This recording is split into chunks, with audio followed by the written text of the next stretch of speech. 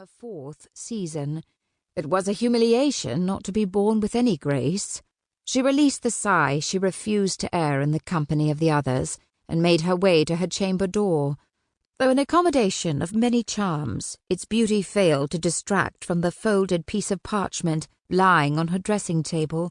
It bore her name scrawled in the self-same hand as had the monthly missives Lord Northrup had sent her for nigh on 2 years. Why her papa had seen fit to have this one forwarded to Dance Hall, she could not fathom. He was well aware that she had long given up on reading the Earl's letters. They always proved to sink her into a black mood. She was tempted to ignore this one, as she had most of the others, but a quiver of misgiving caused her some hesitation. With a shaking hand, she took up the folded parchment and broke the seal. Miss Lloyd-Jones, to whom I have remained true. I have longed for even a line from you during my months abroad, but have received not one. Perhaps your neglect for my comfort is fit punishment for the wrong I have done you in warning away your previous suitors, as well as any who might have made their intentions known after my departure. What more can I do than to most humbly beg your pardon? It is my intention to call on you in the very near future.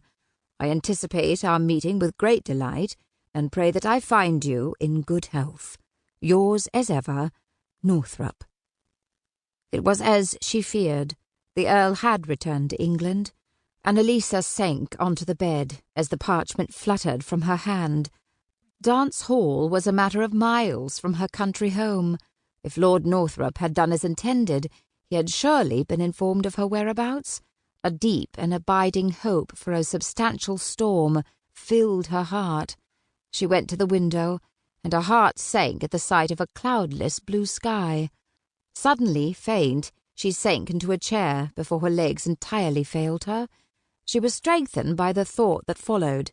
If the weather held, Mr. Charles Wainwright would surely attend the practice ball, known as the Folly Bolly, to be held directly after supper. She suspected that he admired her, a sentiment that was steadfastly returned. His rich brown locks and eyes so dark they appeared to be black haunted even her dreams. For the past year she had whiled away the hours, imagining every detail of the gown she would don for the wedding, or conjuring the possible appearance of their sure-to-be numerous children. And yet, despite long looks of admiration too numerous to count, he never had so much as bespoken a dance. She entertained hopes that a house-party would encourage his attentions, all of which she was determined to receive with as much wit and charm as was at her disposal. The very notion caused her spirits to soar, until, with a groan, she discerned why he had failed to so much as engage her in conversation in all the time she had known him. Lord Northrup had forbidden it. Visions of the far too many balls she had endured from her chair, as she hid her humiliation behind her fan, rose into her mind.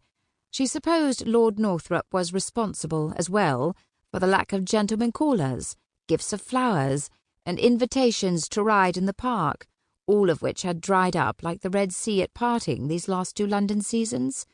An incipient rage threatened to overtake the last shreds of her equanimity as she contemplated all she might say to Lord Northrup, and at the first opportunity.